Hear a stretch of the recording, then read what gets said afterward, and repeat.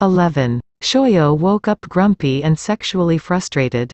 Which is how he ended up doing yoga by the pool.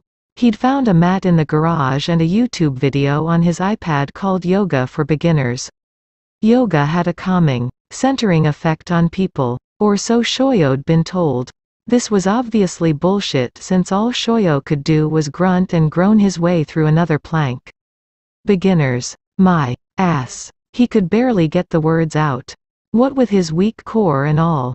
Last night had all felt a little too real. He kept telling himself it was a fake date. But once they'd gotten past the whole Jean Strong thing and ordered their meal, they'd settled in. And it was lovely. Kay had sat across from him looking gorgeous with his blonde hair pulled back, showing off his high cheekbones and those eyes. God, those eyes. Shoyo could easily get lost in them if he let himself. It had been a constant battle not to last night. Kay had talked about his show and how much he loved his work. Leo's Appeal was a spin-off from another show. A very successful spin-off. Something he was proud of. His eyes lit up when he talked about it. He'd done a few movies that had put him on the A-list. But he considered Leo's Appeal as his best work. For a good hour, they talked to each other. Without any sarcasm, they laughed and joked about things. But it was different. It was honest. And then, on the way home in the car, Shoyo had opened up about his mom. It wasn't easy, but he did it. And afterward, it felt good. He didn't regret it. The hard part was coming back to a home that wasn't really his. With a man who definitely wasn't his and wanting the opposite. He found himself wanting to lead Kay to their bedroom and make love to his boyfriend. And the term boyfriend wasn't enough. It sounded fake. Probably because it was. Since when do you do yoga? Shoyo collapsed onto the mat. I'm moving out here, to the guest house. He didn't look up at Kay. He just blurted the words out. He needed space. And he needed Kay to not be standing all bare-legged. I didn't know you were up. Are you ready for breakfast? Kay set a plastic bag and a roll of tape on the patio table. Do you mind if I soak in the hot tub while you finish your routine? I'm done. Shoyo wasn't really done. But the yoga wasn't exactly working either. So he saw no reason to make a fool of himself trying to stand on one leg. He turned off the video and got up, wiping the sweat from his brow with his arm. He immediately noticed the dark circles under Kay's eyes. How do you feel this morning? Kay took his arm out of the sling. Last night was a bitch. I couldn't get comfortable. You shouldn't have had that wine. And you should have called me. It wasn't the wine. And the truth is, I hate waking you up in the middle of the night. I'd grow to hate someone who did that to me all the time. And apparently, you do. Since you want to move out here, I don't hate you. The guest house is where I was supposed to be all along. Shoyo gently put the plastic bag over Kay's arm and tried to change the subject. Maybe it's time for a real massage. I'm sure your entire body took a beating with that fall. Not just your arm. That's not a bad idea. But I don't really want a stranger in your house. I know, Shoyo said, a slight tug of frustration in his voice. I could call Jean Strong and get a referral. I'm sure he knows someone trustworthy. And he definitely struck me as the kind of person who pampers himself.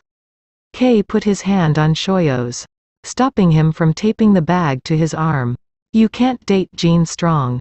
You know that, right? Shoyo swatted Kay's hand away. Yeah, it was pretty obvious you have a thing for him. That's not why. Shoyo pulled a long piece of tape off the roll and tore it with his teeth. So, you don't have a thing for him? Kay groaned in frustration. You know why. What if he likes you and wants to continue dating you? Well, that's a given. Shoyo hastily wrapped the tape and patted it down. There you go. Now get in the hot tub.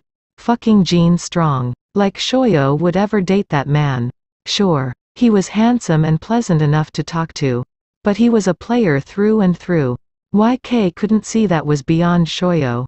Kay examined the bad rap job. If this leaks. Shoyo folded his arms and raised an eyebrow. What? You'll spank me? If it leaks we'll go to the doctor and get a new cast. Kay huffed out his frustration and went over to the hot tub. He dropped his robe. revealing his completely naked body. Are you fucking kidding me? Shoyo thought. Kei couldn't bother to put on a bathing suit? He couldn't take any more of this. Not today. Oh, look, he shouted. A drone. Kei's good arm flailed as he lost his footing, trying to look up at the sky and step into the hot tub at the same time. Then a scream of surprise. And another, much worse scream as his broken arm landed on the support bar. Then he was all the way under the water. Shoyo ran. Fully clothed, he jumped into the hot tub just as Kei came back up, sputtering in between groans of pain. You did that on purpose, he shouted as tears mixed with the water streamed down his face. I'm sorry. Shoyo tried to hold him, but Kei pushed him away and pulled his broken arm in, holding it against his body. Shoyo tried again, this time coming from behind. He wrapped his arms around Kei's waist. I'm so sorry, he whispered in Kei's ear. Kei relaxed slightly and let Shoyo pull him onto his lap. God damn you. Shoyo turned Kei, pulling his knees to the side so he could look at him. He moved wet hair from his face and cupped his cheek. Are you okay? Do we need to go to the doctor? Kei shook his head. No, just stay still for a minute. It'll subside. Just what Shoyo needed. Naked Kei sitting on his lap for who knew how long. He tried not to look down, keeping his focus on Kei's ear. But then he turned to him. And those blue eyes were right there, boring into his. Kei seemed to be searching his eyes for something. A reason maybe, that he would say something so stupid? A reason for wanting to move out to the guest house? It's your body, Shoyo wanted to say. Your body is the reason. This shoulder that I could so easily kiss right now. The narrow waist that my hand is currently resting on. Do you have any idea what you do to me? Instead of kissing that shoulder. Shoyo broke eye contact and rested his forehead on it. He couldn't look at the pain radiating from those eyes for another second. I'm so sorry. He felt Kei's head rest against his. I know. Last run. Yachi dropped the last of the shopping bags on top of the pile she'd already created in Kei's bedroom. All that is from your stylist? Shoyo looked at Kei. Some of it's for you. Yachi pointed at Shoyo. Shauna doesn't take new clients. But of course he took the Shoyo Hinata. Shoyo's eyes fell. He didn't want to see Kei's reaction to Yachi's unwavering admiration for him. Not today. Not after what he'd done to him. Yachi. Kei's had a rough morning. I accidentally hit my arm getting in the hot tub. It's no big deal. Kei interjected. Shoyo gave Kei an appreciative glance. I'm forcing him to stay in bed today. I thought we'd watch a movie. Want to join us? Yachi would be the perfect distraction. Maybe Shoyo would put her right between the two of them so he wouldn't have to look at Kei. Or catch his scent in the air. Or be tempted to hold his hand. Yachi's eyes darted between the two of them. Almost as if she couldn't believe this was happening. Awesome. I'll go make popcorn. Is there anything else I can get for either of you? Shoyo picked up the remote and turned on the TV. He hit the menu button and somehow ended up in the DVR section. He tilted his head as he stared at the TV and then he turned around. His mouth gaping open. You've been watching my soap. What? Kei put out his hand. Give me the remote. Shoyo held it behind his back. No. He looked at Yachi. He's been covertly watching Light of Day. Shoyo turned around and pointed at the TV. See? All those episodes have been watched. Except yesterday's. Yachi gave Shoyo the biggest nod she'd ever given. Yep. Busted. What's the big deal? I hired you. I mean, you're gonna be on my show. So it would make sense. Shoyo chuckled and shook his head. No, it wouldn't. I'm not on that show anymore. Yachi gasped as she covered her mouth. He got addicted. Fine. So I watched a few of the YouTube videos when you were on the show. And I wanted to see how certain things turned out. What's the big hairy deal? Yachi sat on the end of the bed and leaned in. I totally get it. Janet, Brandon's wife, is still pining away for him. She has a new husband. But she's so not into him. And can you blame her? He's nothing like Brandon. Her eyes flitted between them. And besides, Brandon is the father of their little girl. And that poor little thing misses her papa like nobody's business. This new dude doesn't have a fatherly bone in his body. Kei also leaned forward, crossing his legs underneath him. Janet thinks he'll come back eventually? Yachi glanced at Shoyo. Everyone hopes so. Did you see last week's episode where Detective Snow found Brandon's twin brother's red sweater in their father's limousine? I think they're going to bring him in for questioning soon. And if I had to guess, they're going to find Brandon Cartwright being held captive in a cabin somewhere in Upper Canada. But, Kei glanced over Yachi's shoulder at Shoyo, who was standing there with a look of, "I can't believe you watch my soap," written all over his face. If Brody comes back, that means Shoyo would go back on the show. Yachi gleefully clapped her hands. I know, wouldn't that be great? But I told you, Yachi, that Shoyo's going to be on my show for a while. I know, but you also said it's just a bit part. So once that's over, he can go back. Shoyo threw the remote on the bed. How about if I make the popcorn and you two can finish planning out my entire life for me? He pointed at Kei. And you are so busted. A light knock on the guest house door forced Shoyo's eyes up from the script he'd been studying. He glanced at the clock and then at the mess that surrounded him. He jumped out of bed and started picking up clothes and kicking shoes out of the way.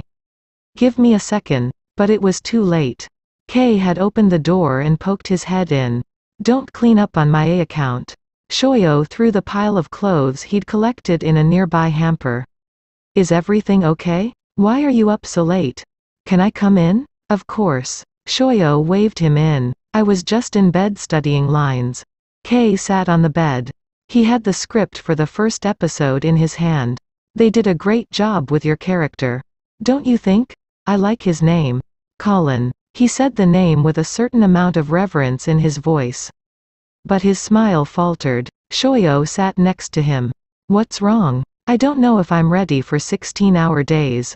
You wait on me hand and foot. I haven't exercised in weeks. My stamina is shot. He turned and met Shoyo's gaze. Everyone thinks I'm tough like Leo. Even the crew. And it's my fault. I want them to think I'm just as badass as he is. But I'm not him. I'm just Kei. And now, I'm broken. Weak Kei. Shoyo wrapped his arms around Kei. My poor baby. You can't even get dressed well by yourself. Kei tried to break out of the embrace. But Shoyo held on tight.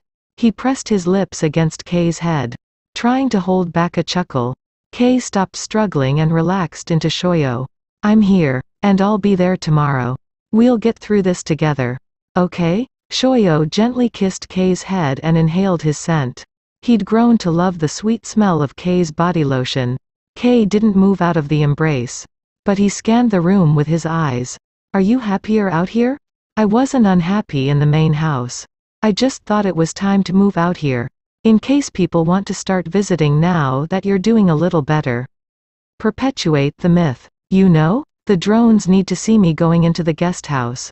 Not the main house. Kei sat up. Yeah, I guess you're right. Shoyo nudged Kei's leg. You miss me, don't you? Kei rolled his eyes. Like I'll miss this cast when it's removed. He stood up and made his way to the door. It's okay to be scared. Kei. And it's okay to need me. People. Shoyo shrugged his shoulders. You're still the hot, badass man my boyfriend used to swoon over every Thursday night. Ex-boyfriend. Kei gave him a smile. And you're pretty badass yourself. Oh, Shoyo slowly shook his head. You haven't even seen my best work. Kei smiled. Tomorrow? Tomorrow. 12. Kei slid his script into his character's desk drawer. He started to run his hand over his hair but thought better of it. A wardrobe person straightened his dress shirt and adjusted the sling. Okay, you're good to go. Kei took a breath and slowly exhaled. Ready. Shoyo stood on the other side of the office door. He smoothed down his crisply starched white shirt and shifted the strap of the bag on his shoulder. Ready. Okay. Roll sound. Rolling. Mark. Set. And action. Colin Scott, played by one Shoyo Hanada, walked into his employer's office. You wanted to see me, sir? Leo Hardin gave a cursory glance. Colin. Is it? You don't remember me? I interviewed last month and you hired me on the spot. Leo turned his attention to some paperwork on his desk. Have a seat. Colin noticed the sling on his employer's arm. I heard about your accident. Yes. An unfortunate mishap. Which is why you're here. I'm sorry, sir, but you must have me confused with someone else. I don't do personal injury. You want someone from the 3rd floor. You're not here to sue anyone. Colin. You're here to be my personal assistant while I'm healing. Colin glanced through the window. Out into the main office. I just talked to your personal assistant. He sits at a desk. I need someone mobile. Someone who can go to court with me and be by my side while I heal. Colin shifted in his chair and cleared his throat. I really think you have me confused with someone else, sir. Colin Scott, Harvard class of 2016. Had a job lined up at Hamilton and Nye until I poached you away to be the first-year associate you are today. So yes, Mr. Scott, I remember you. With all due respect, sir. You left out the part where I made law review. Where I worked my way through law school and busted my ass to gain the respect of not one, but 2 of the most prestigious firms in America. I haven't slept in 3 years. So you'll forgive me if I don't exactly feel honored by the chance to play caregiver. Sir. Fire lit up Leo's eyes. I'll let you know when and if I forgive you for that little outburst, Colin. In the meantime, did Harvard forget to tell you what first years do? In case you missed that day. Let me be clear, as a first-year associate in this esteemed firm, you do whatever the hell I tell you to do. So no, I won't forgive your little outburst. Any questions? Colin paused for a moment, looking rather stunned. And if I refuse? Leo raised his eyebrows. Mr. Scott, I assume they still teach contract law at Harvard. You have made a commitment to this firm and I expect you to honor it. He paused for a moment. That will be all, Mr. Scott. Colin turned around to leave. As he walked out the door, the slightest smile played on Leo's lips. And for the most fleeting of moments, it seemed as if maybe, just maybe, Leo's gaze had dropped down to Colin's ass. Cut. Kay stayed in Leo's chair. It had been a very long day and he was barely hanging on. The director walked over to him and pointed at Shoyo, who was chatting with one of the cast members. Friggin' brilliant pick, kid. They had several directors who worked on Leo's appeal, but JJ was Kay's favorite. He wasn't your typical Hollywood director. He was more like a Hollywood caricature of a New England thug. He seemed like the kind of guy who would hang out with guys named Polly. Or pre-fame Afflecks and Wahlbergs. Accent and all. Maybe it was because he was atypical. Or maybe it was his total soft spot for Kay. Either way, he adored the guy. So, everyone's happy with him? Kay glanced at Shoyo. He already knew the answer.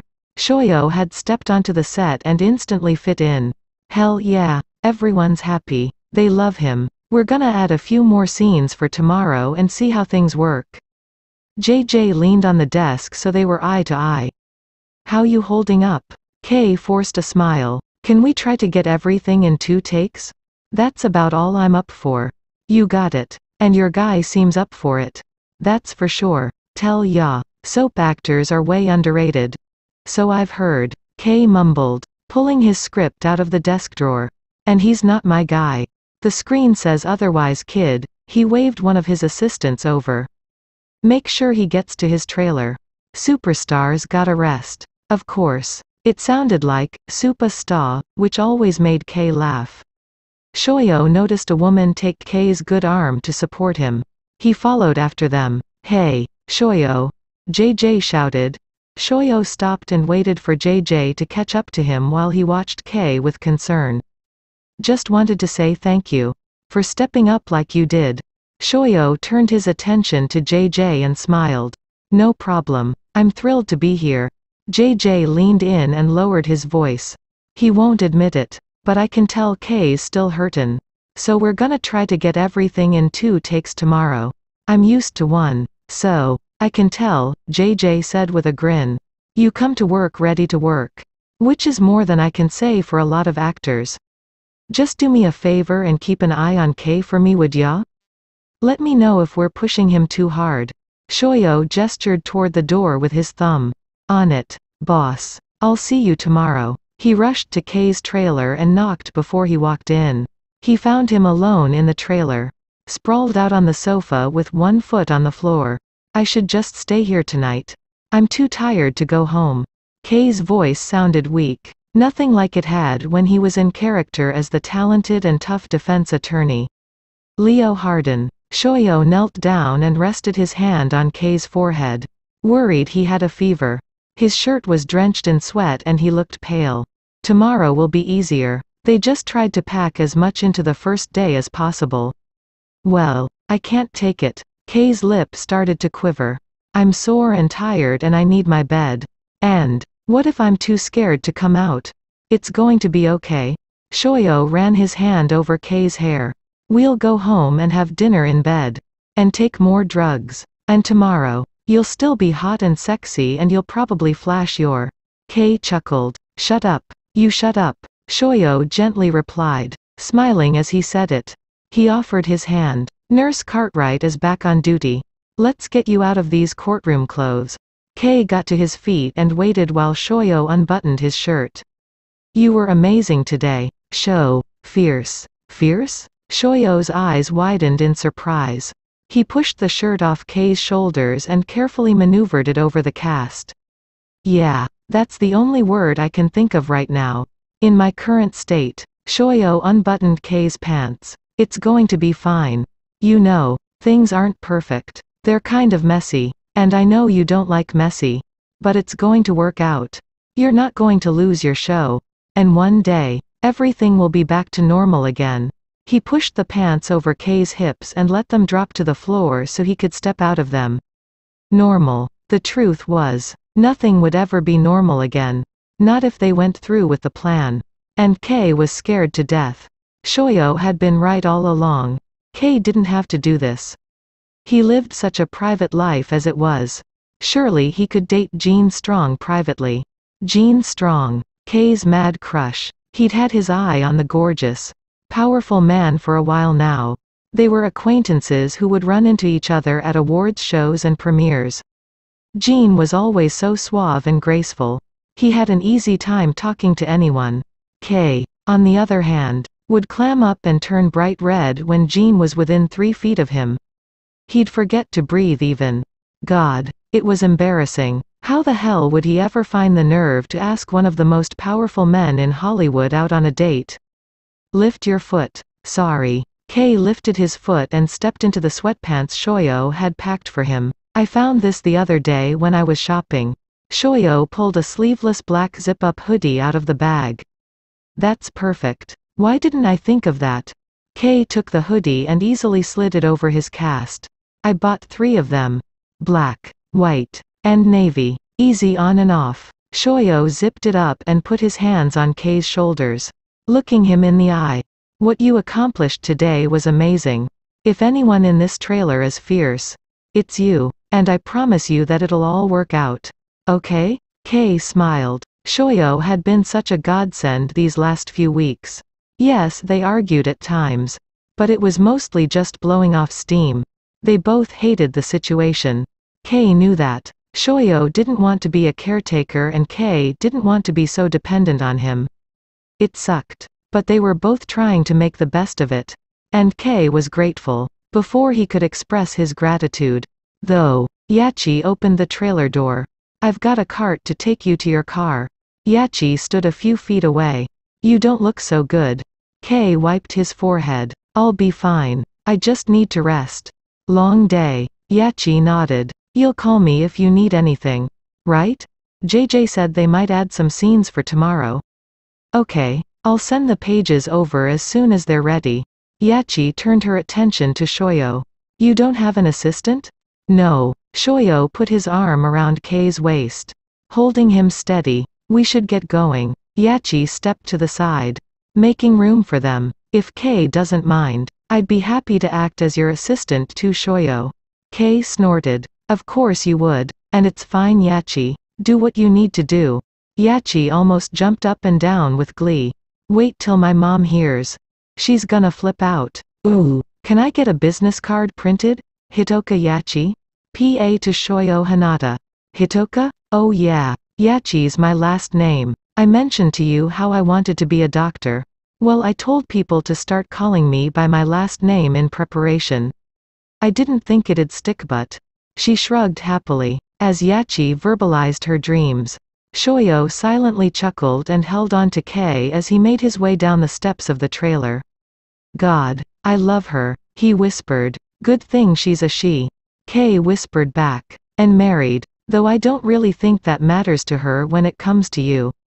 Maybe I'm her celebrity free pass. You know, a freebie she's allowed to. Kei chuckled and then winced. Please don't make me laugh right now. And for God's sake, don't put that image in my head. Yachi locked the trailer and got behind the wheel of the cart, grinning from ear to ear as she looked at Shoyo in the rearview mirror. Everyone said you were amazing today. I told them. Duh, it's Daytime Emmy Award-winning Shoyo Hinata we're talking about. And then I told them all about Light of Day and how we grew up together. Kei tried to cover his laughing by resting his forehead on Shoyo's shoulder. I think she's in love with you, he whispered. Kei got settled in the passenger seat of Shoyo's Range Rover. He took a deep breath and slowly let it out. Trying to deal with the pain, Shoyo reached across Kei's body, securing his seatbelt. They were eye to eye and almost nose to nose. Thank you. You really were amazing in those scenes. And at home, Shoyo gently wiped the sweat from Kei's brow. He needed to get him home and in bed as soon as possible, since they would have to get up early and do this all over again the next day. You're pretty amazing yourself. I've never known anyone besides my mom with your kind of strength. What was her name? Shoyo's gaze fell. He didn't like saying his mother's name out loud. It hurt too much. Daria. That's a beautiful name. Shoyo nodded. He didn't want to cry. He had to drive home in the heavy traffic that was pretty much a constant in LA. No matter the time of day. He met Kei's gaze again. They were so close. He could see the dark flecks in Kei's blue eyes. I took care of her before she died. I know. Shoyo's eyebrows rose up. How did you? You've done this before, and not on TV. In real life. Shoyo nodded again. For once, he didn't have something sarcastic or cynical to say about his new job. Let's get you home. He leaned in and kissed Kei's head. He'd done it a few times. It was a sign of affection, but it didn't really mean anything. At least, that's what he told himself. It was well into the early morning hours when Shoyo stirred awake. He blinked a few times, trying to orient himself to his surroundings. He was in Kei's room.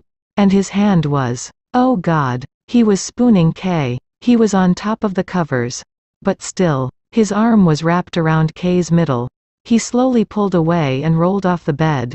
He was headed to the door when Kei said, "Could you bring me some water?" His voice sounded gravelly and weak. Shoyo walked around the bed and knelt down. He touched Kei's forehead, a habit he'd gotten into. Did you get any sleep? Not much. That meant Kei was fully aware of Shoyo's cuddling mishap. He picked up the empty water glass and went into the bathroom. He felt embarrassed, humiliated that he'd somehow ended up in that position. The last thing he remembered was that they were watching the news together. Kei had asked him to fluff his pillow. Shoyo had scooted closer to do just that, and he must have stayed there, close enough to fall asleep and eventually end up spooning. He filled the glass and set it on the bedside table. Try to get some sleep. I'll wake you up when it's time. He quickly left the room before Kei could say anything else, shutting the door behind him. 13. Shoyo practically danced into the bedroom. All smiles and happiness. Day 2, he said, hoping his joyful attitude would overshadow what had happened a few hours earlier. Kei rolled onto his back and gave Shoyo a sleepy smile. Someone's happy to be working again. So happy. Shoyo set a glass of orange juice on the bedside table. You don't even know how bad it was out there in audition wasteland. I was this close to becoming an alcoholic. Kei smiled at the obvious exaggeration. Sitting in that motel room in Hollywood, shooing away an annoying fly while you read the classifieds. Smoking your last cigarette and downing the last drop of vodka. Yes. Shoyo helped Kei sit up and tucked a pillow behind him. And then I throw the empty bottle against the wall because I'm so goddamned at the end of my rope. And someone on the other side yells at me, telling me to shut the hell up. And by nightfall, you're hooking on Sunset Boulevard, waiting for Richard Gere to collect me so I can glamorize hooking to a whole new generation. Wait, is it really called hooking? Shoyo asked, his finger tapping his lips. I'd go with Gentleman of the Evening. Kei took a sip of the orange juice, and in a more serious tone he said, "Thank you, for taking care of me last night. And for staying with me." Shoyo waved a hand. "Babysitting your ass is my job. Right?" He wasn't going to let himself blush. And if Kei thought he could bring up the cuddling thing, well, that wasn't going to happen. He pulled the covers back and put out his hand. "Now, let's get moving." "No problem. Snuggle bug." Kei chuckled and headed toward the bathroom. JJ took a final look at the camera placement. "Okay, guys, let's see how well you fight." Kei found his mark on the elevator floor. "Oh, we're super good at that." Shoyo stood on his mark next to Kei, holding a large file box. "Bring it." The assistant director ran through the protocol and JJ shouted, "Action." As they exited the elevator, Leo put his briefcase on top of the heavy file box Colin carried, weighing him down even more. "Pick up my dry cleaning tonight. I'll need my black suit for court tomorrow." "Why am I here, Leo?" "All I do is schlep and drive and make coffee and get dirty looks from practically everyone in this office." They entered Leo's office and Colin dropped the box on the floor. Leo sat at his desk and thumbed through his pile of messages. "You amuse me." "I amuse you?" "Yes. I find your attitude amusing." Colin glared at Leo. "So, I'm just here to humor you? You want to see how much grunt work you can make the Harvard grad do? Is that it?" Colin leaned on Leo's desk, getting in his face. "My mother cleaned toilets until the day she died. And I worked my ass off to make sure I didn't follow in her footsteps. So you'll have to excuse me if I don't want to carry your crap around and open your door and help you put on your damn pants. That's not me paying my dues, Mr. Harden. That's being your damn slave. And I'm done." Colin stomped out of Leo's office. "Colin." Colin stopped and squeezed his eyes shut as he shook his head. He slowly turned around and was surprised to be face to face with Leo. "The privilege of sitting next to me in a courtroom, and it is a privilege, is reserved for those who have something exceptional to contribute. No first year gets that chance. Not ever. But I knew you were talented and I didn't want to wait. So, a broken arm created an opportunity for you. And as far as those dirty looks you're receiving goes, they're jealous. Colin. They all get it. So why don't you?" Colin stared at him, dumbfounded. "I guess I didn't." Leo didn't let him finish. "If helping me out of my pants is so terrible, then you're welcome to go back to your little cubicle on the second floor and do whatever it is you do in there." Leo walked back to his office and slammed the door. "And cut. Let's reset." JJ walked over to Shoyo. "You nailed it, Shoyo. You freakin' nailed it." "Thanks, JJ. Not too much?" JJ chuckled. "You're holding your own with Kei Tsukihina. If you haven't noticed, he nails his lines every time." JJ motioned with his head toward Brie Tennyson, the actress who played Leo's arch-nemesis, the district attorney, Jane Dent. "I'm only telling you this because I don't want you falling prey to her. But she's the one who slows us down. If she tries to get you to change what you're doing to suit her pace, tell her to. You know." Shoyo nodded. "Got it." Kei came out of the office grinning from ear to ear. He waited for JJ to walk away and then went over to Shoyo. "So, that scene felt familiar. Kind of like how it went the first day I met you." "Oh?" Shoyo smirked. "Did I upstage you that day too?" "Yeah. Speaking of that, will you pick up my dry cleaning? I'm going to need." "No, stop." Kei squealed as Shoyo tried to tickle him. And action. As they exited the courtroom, Leo handed his briefcase to Colin, instead of throwing it on top of the file box he always seemed to be carrying. "You saved my ass back there, Colin. You pulled that precedent out of thin air. Glad to help. And now you can save mine by letting me off early today." "Why would I do that?" "I have something personal to take care of. Whatever it is." I'm sure no one's life is at stake. Maybe not literally, but figuratively. Please, Leo, can you help me out here? Is this an ego thing?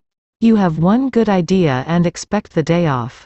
Colin stopped walking and pursed his lips together. He let out a big sigh as he ran to catch up with Leo. Cut. Kay slumped against the wall, holding onto his arm. Shoyo dropped the file box and went to him. Get you home? Kay nodded, hoping no one would notice how exhausted he was. Please. Shoyo glanced around to see if anyone was watching them. You know, you could just tell them to cut back a little. I've never missed a day of work in 5 seasons. I'm not going to start now. Kay pushed himself off of the wall and stood up straight, cradling his arm in his hand. This is where you nod your understanding instead of arguing your point. Yeah, Shoyo said with a huff. Like you ever listen to me anyway. He held Kay's elbow as they walked to the door. I'll make it up to you with Chinese takeout. I know how much you love egg rolls. Yeah? What else do you know about me? Kay paused at the door and faced Shoyo. I know you're hardworking, just like me. We both take our jobs seriously. And that's why I know you understand where I'm coming from. Shoyo smiled. This is where I nod my agreement. Knowing you'll make good on those egg rolls. And action. Leo and Colin sat at a small table. Leo looked very relaxed as he twirled the olives in his martini glass. Colin took a sip of his wine and looked around. Really? Lunch at a hotel bar? Would you rather be sitting in Joe's, listening to all the overworked ADAs complain about their paychecks? Colin swirled the wine in his glass and inhaled the bouquet. They should have worked harder in law school. No sympathy. I like it. Leo sucked the vodka off an olive and dipped it back in his drink. Colin sighed and looked at his watch. Leo tilted his head, trying to find where the shaking was coming from. Colin's leg was bouncing up and down under the table. Silly of me to think we could relax and get to know each other outside of work. You're free to go. Anything to stop the shaking. Colin stood up. Thank you. And it's not you. Oh, I can assure you. I wouldn't care if it was. Leo forced a tight smile. I mean, it's not your company. It's just, I really need to buy a birthday present for my boyfriend and, you know, actually plan something for tonight. Boyfriend? Leo's eyebrows rose in surprise. Yes, boyfriend. For now at least. We're on shaky ground. I can't afford to miss another special occasion. Colin glanced at his watch again. Leo put up his hand. Say no more. And buy him something twice as expensive as last year.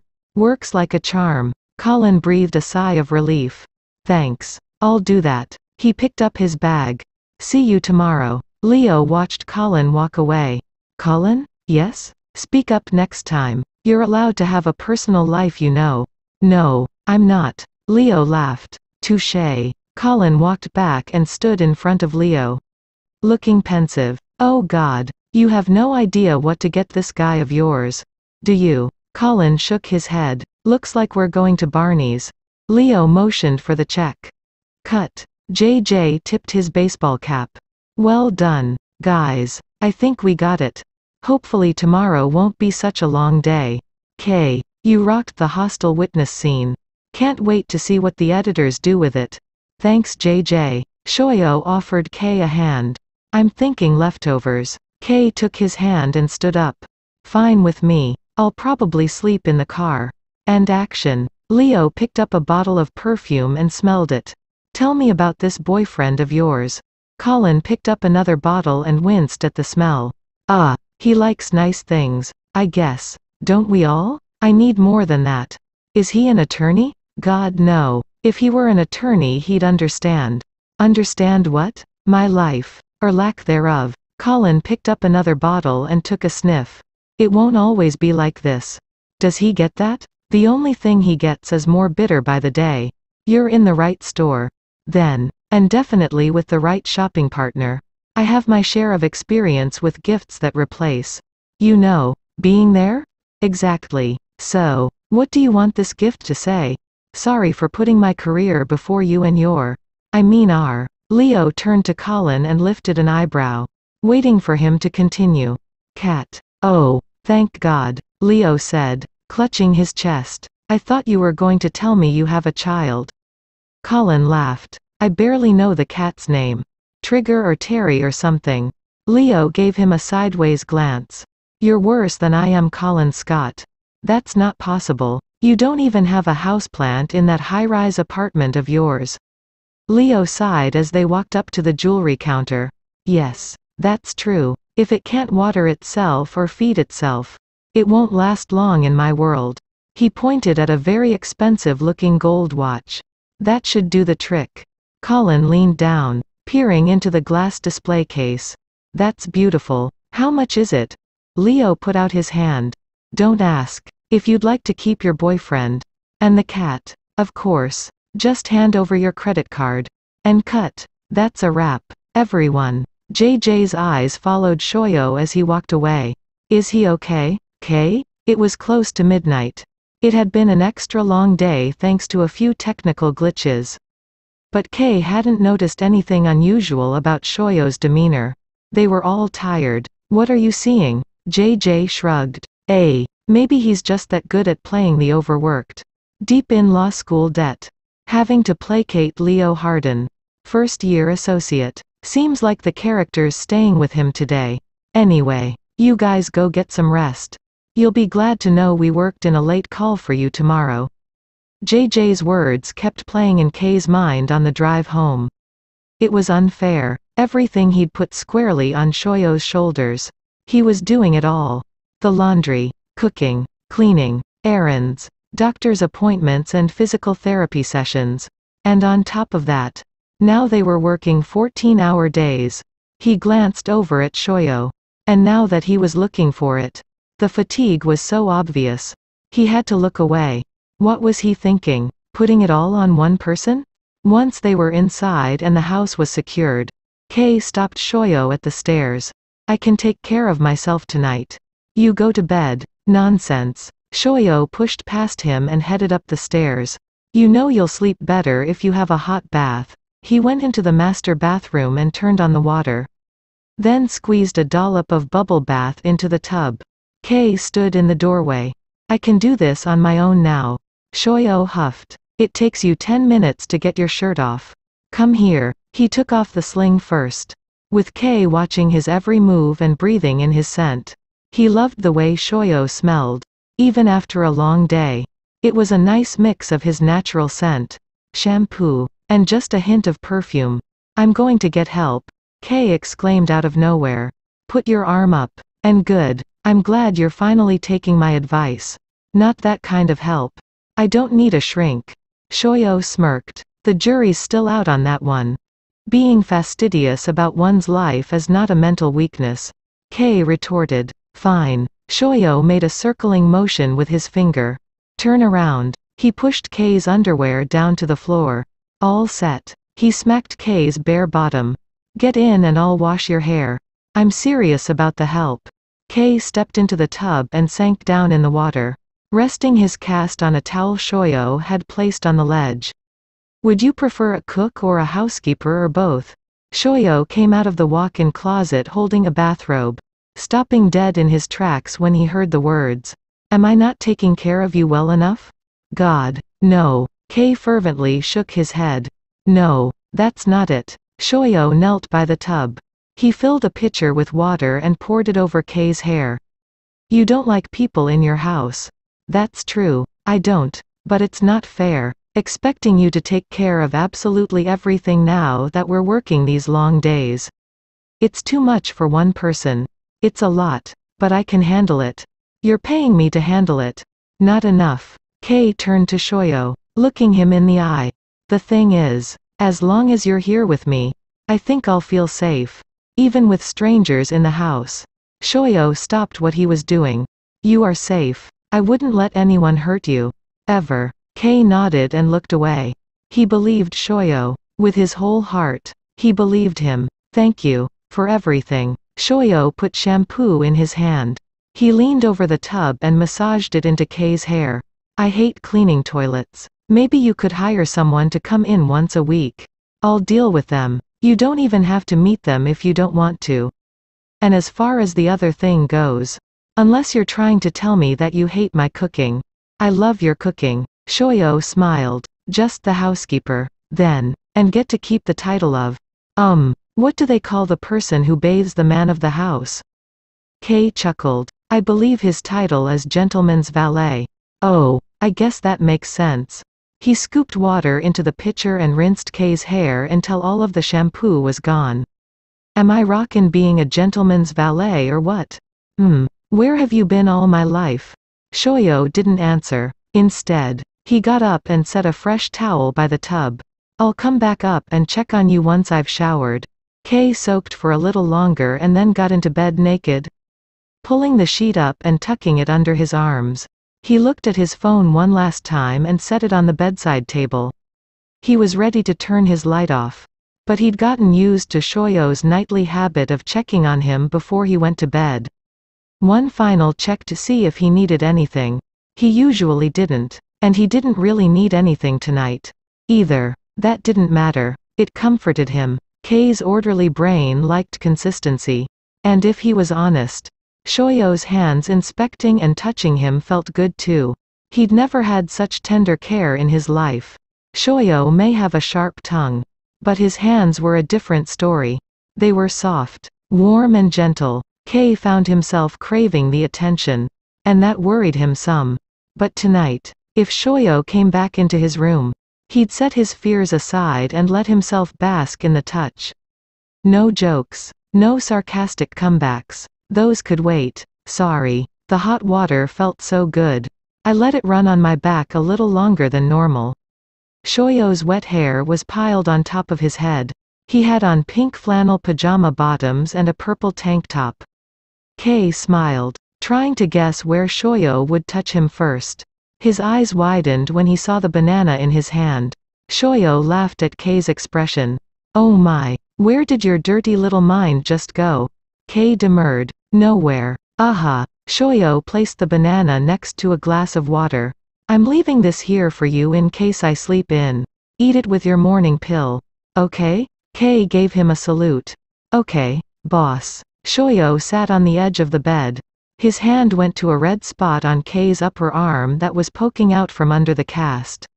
He gently ran his finger over the spot. What's going on here? Irritation. Kei pointed to a spot by his fingers. There's some down here too. He knew what would happen. More touching. Shoyo inspected the fingers. God. Kei. This can't be good. He pulled the bedside table drawer open and took a tube of antiseptic cream out. Just in case. Kei watched intently, all of his senses firing and his brain free-falling into a state of zen.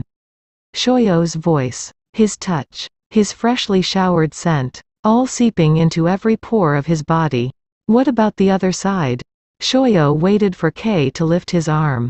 He tisked when he saw more redness on the inside of his arm. Why didn't you tell me your cast was irritating you? We've been busy. Shoyo leaned forward even more, rubbing the cream in. We're not so busy that we can't get you a new cast. He tossed the cream on the table and set his eyes on Kei. You're in enough pain. You don't need more. He reached out and pushed a lock of damp hair behind Kei's ear. Don't suffer needlessly, okay? Kei nodded, anticipating the next touch. It came in a long, reassuring stroke up and down his thigh. He wanted to throw the covers off and let Shoyo do it again on his bare skin. But he was naked. The hand made its way back down his leg to his foot. A little squeeze and then back up, coming to rest just above his knee. The bath helped. Kei lifted his eyebrows in question. You're relaxed now. You seemed tense on the drive home. Like you were worried about something. I was worried about you. He wanted to reach out and touch Shoyo's fingers that were resting on his leg. But he didn't. Instead, he held Shoyo's stare. I'm good. Are you Sho? They studied each other for a moment.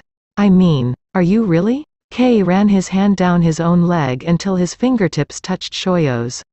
Whatever you need, you'll tell me, right? Shoyo didn't answer immediately. His eyes fell to their fingers that were barely touching. Yeah. It came as a whisper. So he said it again. I mean, yeah. He let his middle finger inch up a little bit so it covered Kei's. I know we're both under a lot of pressure right now. And I know we fight sometimes. But I'm good. Again. Kei resisted his urges. Instead of leaning forward and intertwining their fingers, he just nodded. But the air between them was getting warmer with each passing second. Shoyo did lean forward, his hand ending up on Kei's cheek. Are you good? Am I giving you everything you need? The question hung in the air. Their eyes locked on one another. Kei covered Shoyo's hand with his own. He wanted to turn and kiss Shoyo's palm. He wanted to pull him closer and tell him, "No, I need more. Kiss me, touch me, be with me. What do you need?" Shoyo's eyes bore into Kei's, looking for answers. Kei's heart skipped a beat when those same eyes dropped to his chest. Had the sheet fallen? Did it matter? It didn't matter, because they were never supposed to be lovers. They had a contract, and that trumped everything. With a quick inhale of air and a motherly pat on Shoyo's hand, he pushed his feelings away. I'm good. Now, go get some rest. You need it. Oh God. Please don't say I look haggard. What? Did someone say that to you? Shoyo's wet hair started to fall out of the clip he'd haphazardly put it in. He let it fall and pulled it all to one side, running his fingers through it. That jackass who plays the judge said I looked haggard today. Bill? Kei scoffed. A 60-year-old man with bags under his eyes the size of grapes had the nerve to tell you. He let his head fall back against the headboard. What an asshole. Is he right? Kei's eyes widened as he leaned forward. He knew he shouldn't do it. But his hand made its way to Shoyo's hair, his fingers running through its mane. My God. No. You're gorgeous, smart, sexy. It was a long list. But saying those things out loud. Wait a second. Are you fishing for compliments? Shoyo pushed Kei's hand away and went to the door. Nah, I'm too haggard to fish for compliments. See you in the morning. The door closed and Kei let his head fall back against the headboard. Fuck.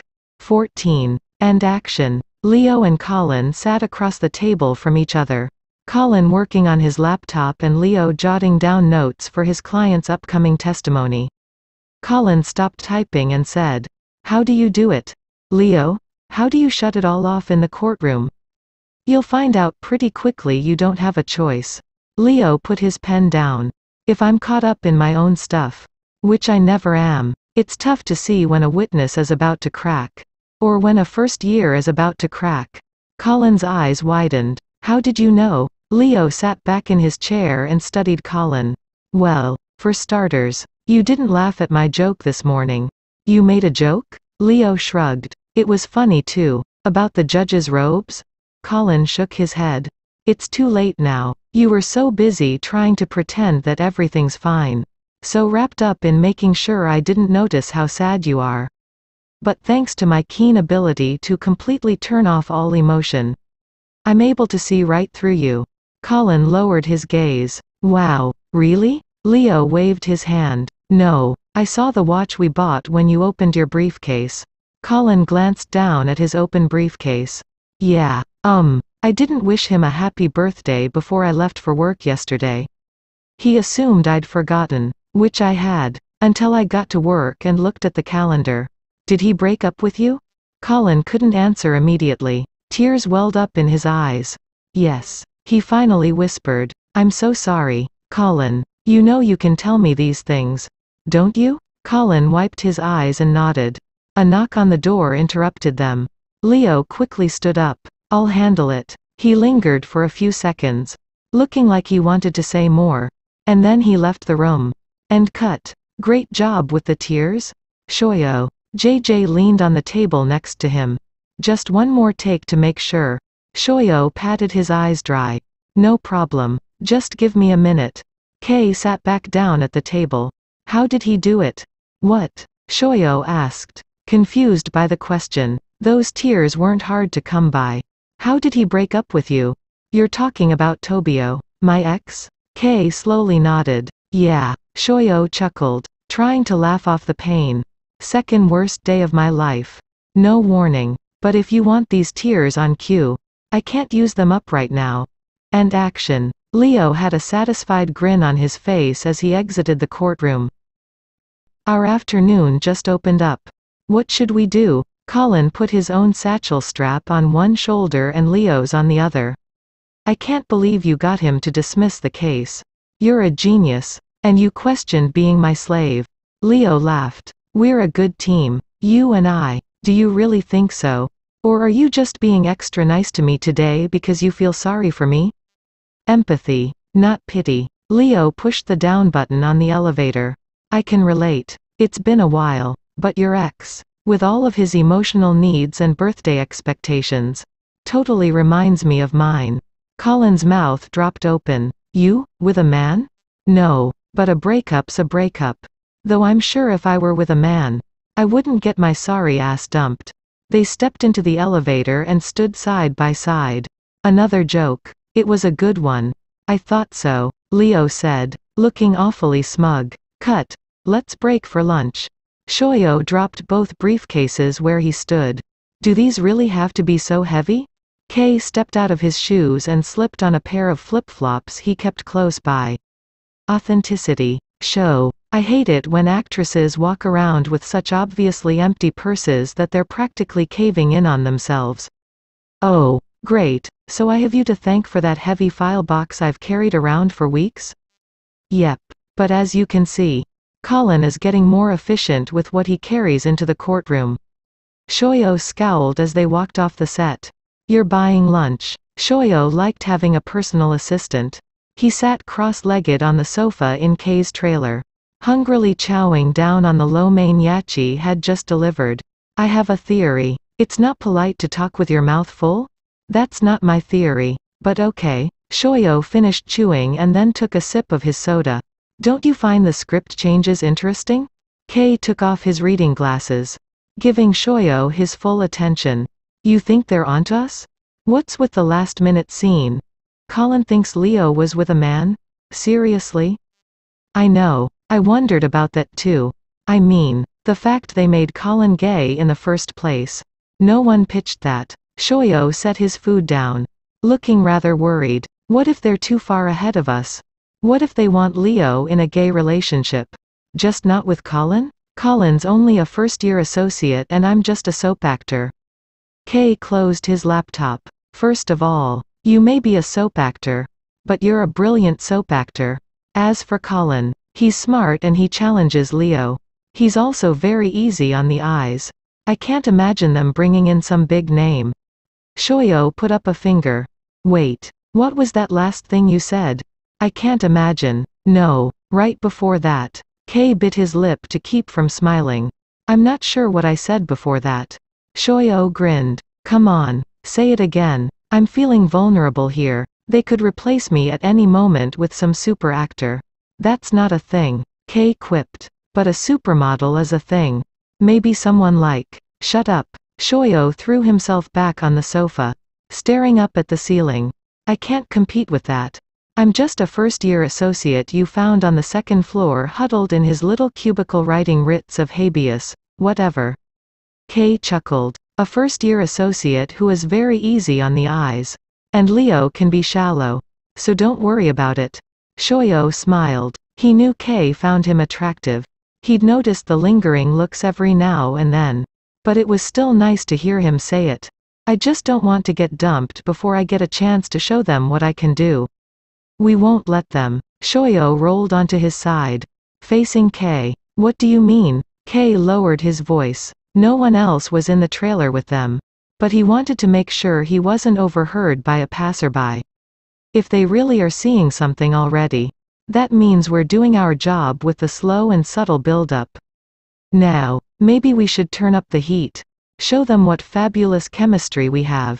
They'd be insane to give Leo another love interest after they see that. Shoyo's eyes lit up. Really? Starting today. He pointed at Shoyo's lo mein. Now, stop talking and eat your lunch. Are you this bossy in bed? No, but I bet you are. Shoyo purposely took a big bite of food and mumbled. I plead the fifth. His phone started vibrating on the table. Kei looked at the screen.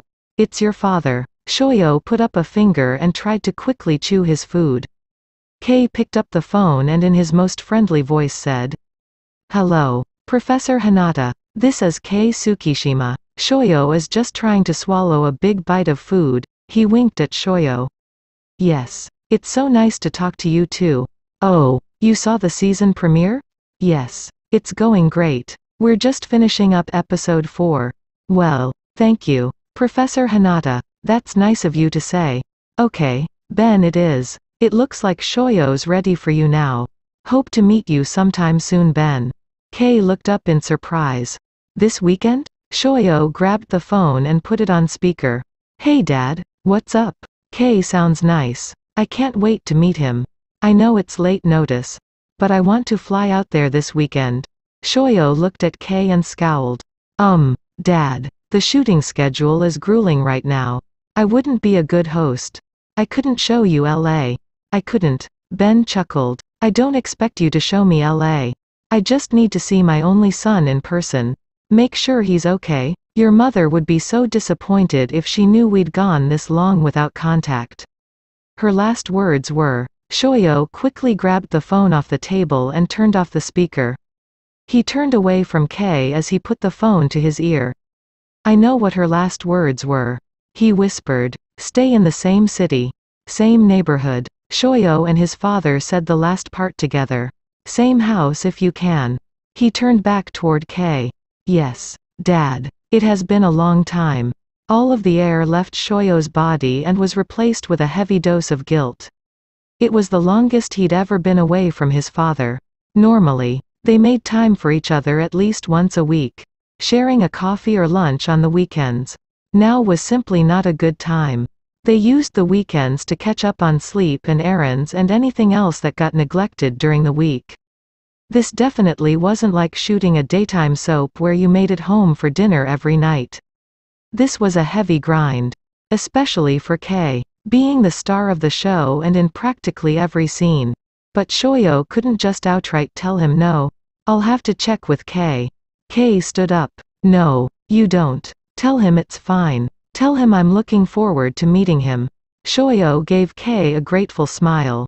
Okay, Dad. Email your flight info. And Kei says he's looking forward to meeting you. He ended the call and threw his hands up in despair. It's fine, Kei said, his eyes lighting up. Maybe I'll cook. Oh God, no. Hey, you haven't even. Kei thought about it for a second. Oh, yeah, the French toast. Kei was referring to the one time he'd tried to cook for Shoyo. It's called the French toast incident. And who the hell ruins French toast? Shoyo didn't wait for a reply. Never mind. We'll grill something. Ben wrapped his arm around his son as they slowly made their way to the fire pit. Shoyo leaned in. It's good to have you here, Dad. A tall man, with thinning hair and glasses.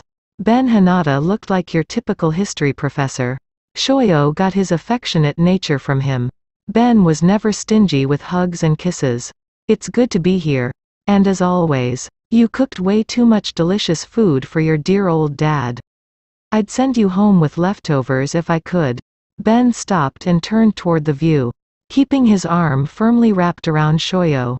My gosh, what a view. Yeah, it's pretty amazing. Kei is pretty amazing too.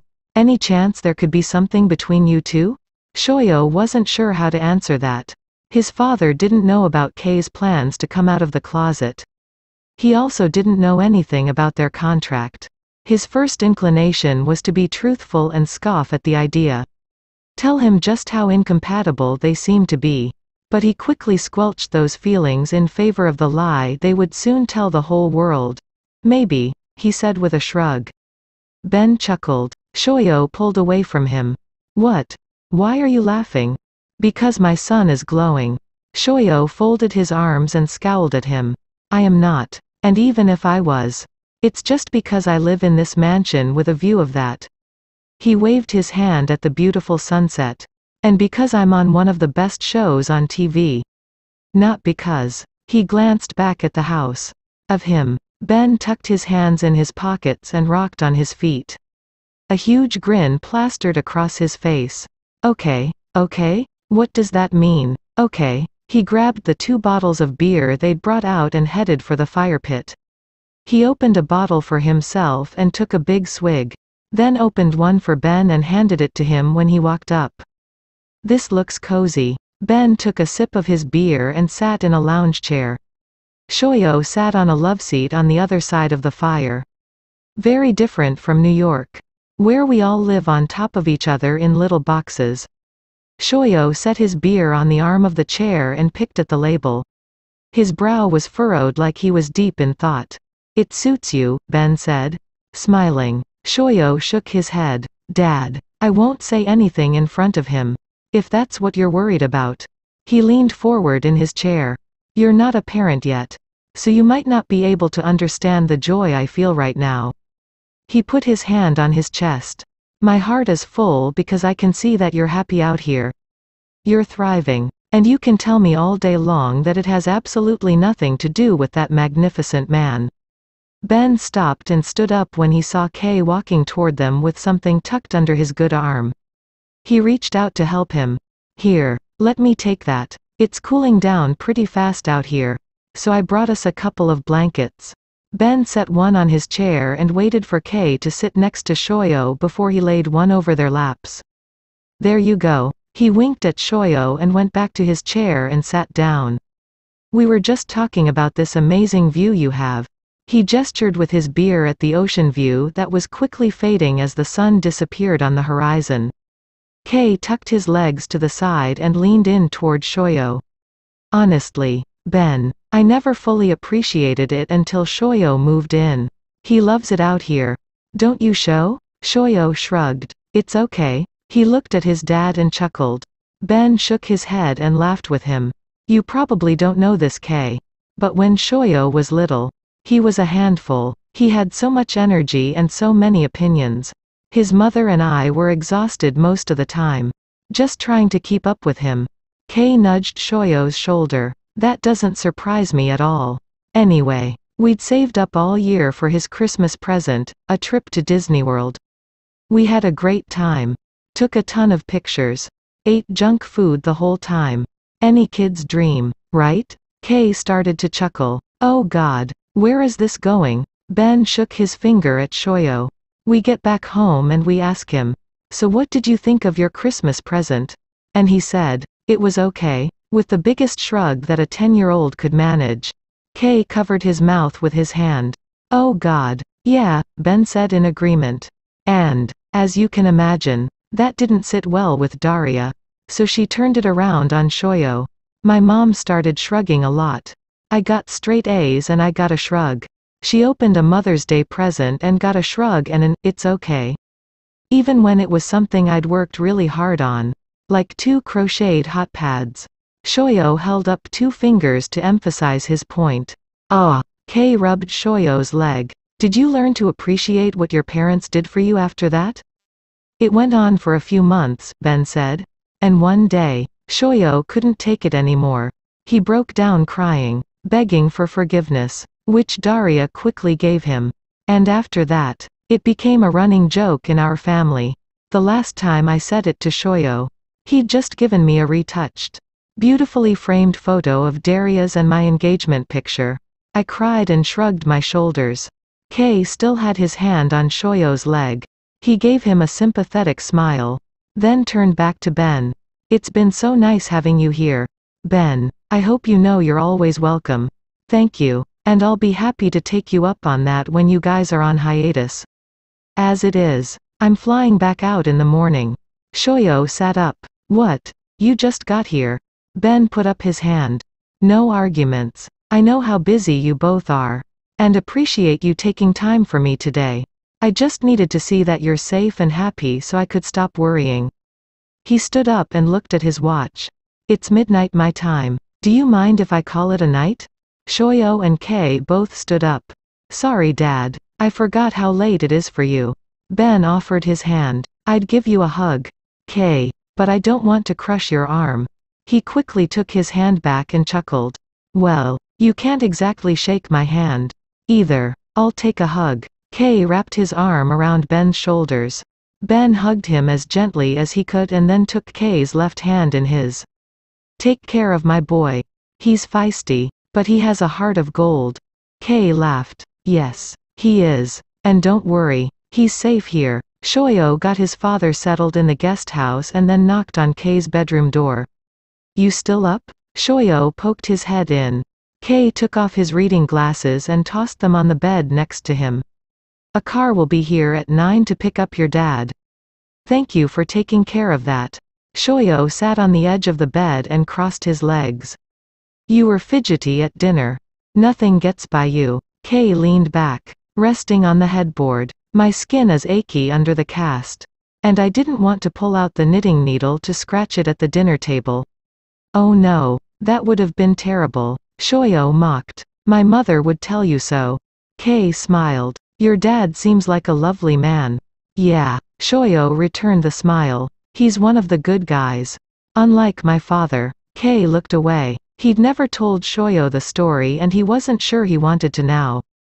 But Shoyo sat there, patiently waiting for more. He waited until I went off to college to tell my mom that he'd been having an affair with his much younger assistant. He thought if he waited until I wasn't there to witness it all, it would save our relationship. Well, he was wrong. Is that why you go by your mother's maiden name? Tsukihina? How did you know that? Everybody knows that. Kei. It's on your wiki page.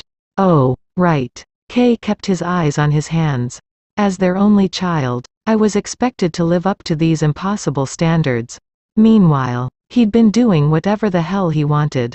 He probably fucked her and then came home and reprimanded me at the dinner table for getting a B in. Whatever. He took a deep breath. When I found out about it, I decided to start living my life for me. I moved out of the house. And no, I did not want to go by his name. They didn't want you to go into acting? Kei scoffed. My mother is reluctantly proud of me. And my father. He's dead to me. Shoyo shook his head. Don't say that. Kei looked him in the eye. It's true. Shoyo pursed his lips together and sighed. He paused for a moment. I was a bratty teenager when my mom got sick. You've never seen someone sober up so quickly. But I still have regrets. I still think about all the times I could have said more. Done more for her. And she wasn't perfect. She had a temper. She didn't always think before she spoke. But she was my mom, you know? And I'd give anything to have just one more day with her. He looked at Kei, waiting for a reply. All he got was a nod.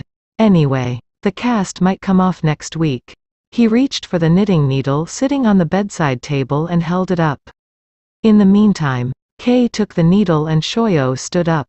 He leaned over Kei and kissed his forehead. Sleep well. Kei grabbed Shoyo's hand. He held onto it for a few seconds, looking like he had something important to say. All that came out was, you too. As he let go,